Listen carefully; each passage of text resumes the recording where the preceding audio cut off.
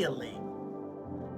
We can now understand that by his stripes we are healed. We are no longer a victim to sickness and disease.